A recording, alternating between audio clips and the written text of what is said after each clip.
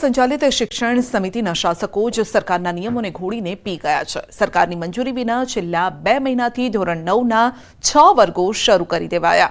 300 થી 350 વિદ્યાર્થીઓને આપવામાં આવી રહ્યું છે શિક્ષણ। નગર પ્રાથમિક શિક્ષણ સમિતિના પૂર્વ સભ્ય નરેન્દ્ર જયસ્વાલે આ માહિતી માંગતા ઘટસ્ફોટ થયો છે। કુબેરેશ્વર માધ્યમિક શાળા, ડોંગરેજી મહારાજ માધ્યમિક શાળા, માધવ રાવ, સદાશિવ રાવ, ગોળવકર, વીર ભગતસિંહ માધ્યમિક શાળા, વીર સાવરકર હિન્દી માધ્યમિક શાળામાં વર્ગો શરૂ કરી દેવાયા છે। શિક્ષણ સમિતિના શાસનાધિકારી શ્વેતા પારગીએ જણાવ્યું છે કે સરકારમાં મંજૂરીની અપેક્ષાએ વર્ગો શરૂ કર્યા છે અને આ મહિનામાં મંજૂરી મળી જવી જોઈએ।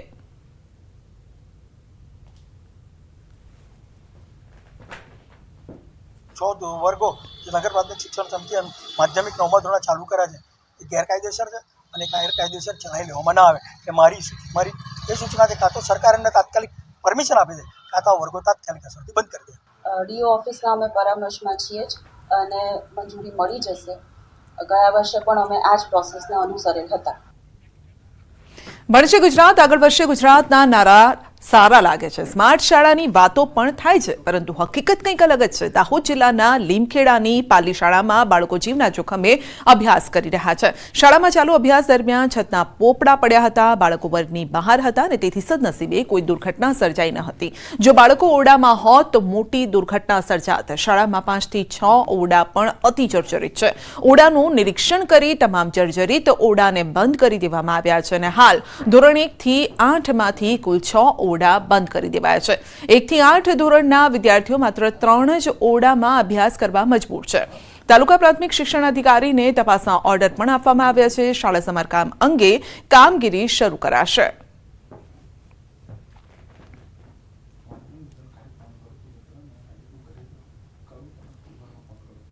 જેટલા ઓરડાઓને જર્જરિત જાહેર કરવામાં આવ્યા હતા અને ગામ લોકોના કહેવાથી આ 6 ઓરડાને તાળા મારી દેવામાં આવ્યા છે અત્યારે અને બાકીના જે રૂમો છે એની અંદર 1 થી 8 ધોરણના બાળકોને અત્યારે આજથી બેસાડ્યા છે। પાલી મુખ્ય પ્રાથમિક શાળામાં જે ઓરડાઓ તો જર્જરિત છે જ પરંતુ ઓરડાઓની નજીક મધ્યાહન ભોજન કેન્દ્ર આવેલું છે અને મધ્યાહન ભોજન કેન્દ્ર પણ અતિ જર્જરિત હાલતમાં છે।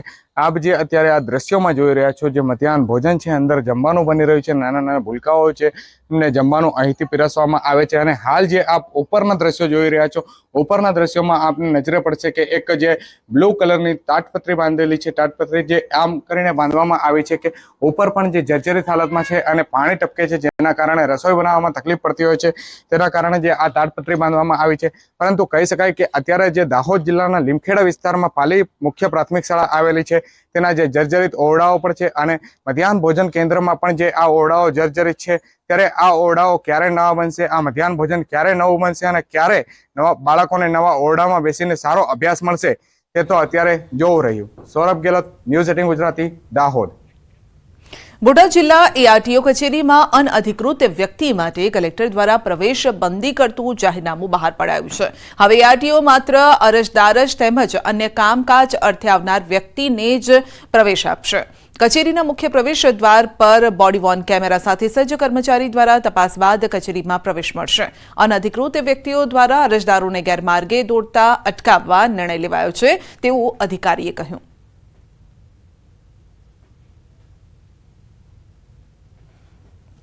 બોટાદ એઆરટીઓ ખાતે અનધિકૃત વ્યક્તિઓને પ્રવેશ અંગેનું પ્રવેશ નહીં આપવા માટેનું જાહેરનામું બહાર પાડવામાં આવ્યું છે જેનાથી જે જેન્યુન અરજદારો છે એમના કામ ખૂબ સરળતાથી પતે અને લોકોને કોઈ ભોળવીને કે ખોટી રીતે પૈસા ન લે એના માટે થઈને આ જાહેરનામું ખાસ કરીને બહાર પાડવામાં આવ્યું છે।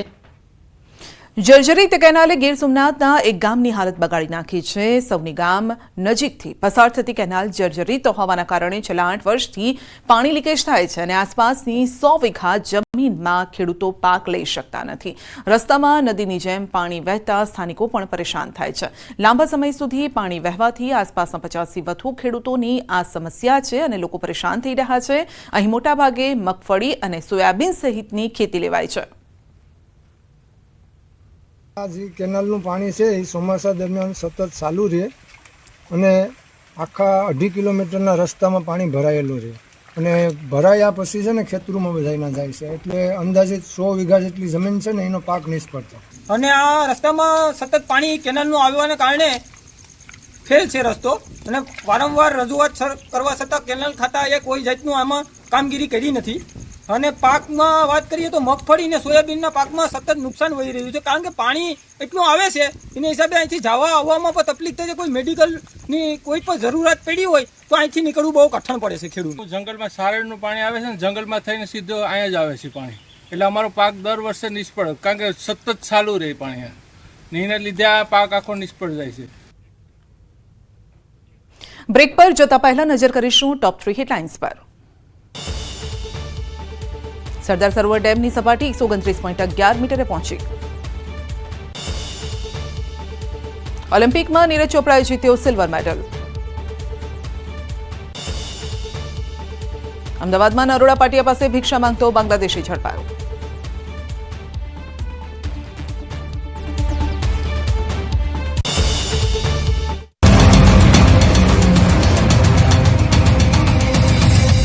વરસાદને લઈને અંબાલાલ પટેલની આગાહી છે. 10 ઓગસ્ટ સુધી હળવાથી ભારે વરસાદની વકી છે. 15 ઓગસ્ટના વધુ એક સિસ્ટમ સક્રિય થશે. બંગાળ ઉપસાગરમાં મજબૂત સિસ્ટમ બનશે. તારીખ 10 સુધીમાં રાજ્યના વિવિધ ભાગમાં ઝાપટા પડવાની શક્યતા છે. કોઈ ભાગમાં હળવા તો કોઈ ભાગમાં મધ્યમ, અને ક્યારેક કંઈક અચાનક સ્થાનિક ડેવલપમેન્ટ થાય તો ભારે પણ ઝાપટું પડી શકે. પરંતુ ઉલ્લેખનીય છે કે તારીખ 15થી લગભગ એક એટમોસ્ફિયરિક વેવ સક્રિય થાય છે, જેના કારણે બંગાળ ઉપસાગરમાં સક્રિય થવાના કારણે બંગાળ ઉપસાગરમાં સિસ્ટમો બનવાની શક્યતા છે, અને આ સિસ્ટમો મજબૂત છે. હાલમાં જોવા જઈએ તો જે આઈઓડી જે છે એ તટસ્થ છે, પોઝિટિવ નથી. પોઝિટિવ થાય તો વરસાદ સારો આવે. આમ છતાં એટમોસ્ફિયરિક વેવ જે વાયુમંડળમાં ક્ષોભમંડળમાં છે એ સક્રિયતાના કારણે વરસાદ આવવાની શક્યતા રહેશે. તો 16 થી 24 ઓગસ્ટ દરમિયાન અતિ ભારે વરસાદની વકી છે. દક્ષિણ ગુજરાતમાં ભારે વરસાદ થઈ શકે છે. દક્ષિણ સૌરાષ્ટ્રમાં પણ ભારે વરસાદ થઈ શકે છે. સુરેન્દ્રનગરના ભાગોમાં પણ વરસાદની વકી છે. સપ્ટેમ્બર માસમાં પણ ભારે વરસાદ થઈ શકે છે.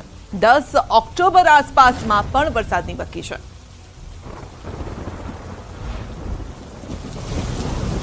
16 થી 24માં રાજ્યના ઘણા ભાગોમાં વરસાદ થશે.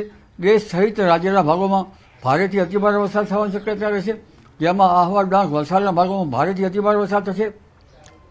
નવસારી, સુરતના ભાગમાં પણ ભારે વરસાદ થવાની શક્યતા રહેશે. દક્ષિણ સૌરાષ્ટ્રના ભાગમાં પણ ભારે વરસાદ થવાની શક્યતા રહેશે. પશ્ચિમ સૌરાષ્ટ્ર, ઉત્તર સૌરાષ્ટ્રના ભાગમાં ભારે વરસાદ થવાની શક્યતા રહેશે. ઉલ્લેખનીય છે કે હજુ સુરેન્દ્રનગર જિલ્લાના ભાગોમાં વરસાદ અપૂરતો છે, એટલે આ વખતે સુરેન્દ્રનગરના ભાગોમાં પણ વરસાદી ઝાપટા પડવાની શક્યતા રહેશે. તો 24 ઓગસ્ટથી કૃષિ પાકોમાં રોગ આવવાની શક્યતા છે. બાગાયતી પાકોમાં નુકસાન થઈ શકે છે. 24 ઓગસ્ટથી કૃષિ પાકો માટે હવામાન રોગીશ રહેવાની શક્યતા રહેશે. આ વખતે જે બાગાયતી પાકો છે તેના પાંદડામાં જો જે ઈયળો પડતી હોય છે એમાં ફૂદાના ઈંડા જણાય તો એવા પાંદડાનો નાશ કરવો સારો રહેશે. બાગાયતી પાકોમાં પણ આવા પાંદડા ઉપર જો ઈંડા દેખાય તો તેનો નાશ કરવો યોગ્ય રહેશે. અને જો પેસ્ટિસાઇડ દવા ના છાંટવી હોય તો આ વખતે જીવાત પડવાની વધારે શક્યતા હોવાથી વિપરીત હવામાનની વિષમ અસર લાંબો ટાઈમ રહેવાની શક્યતા છે.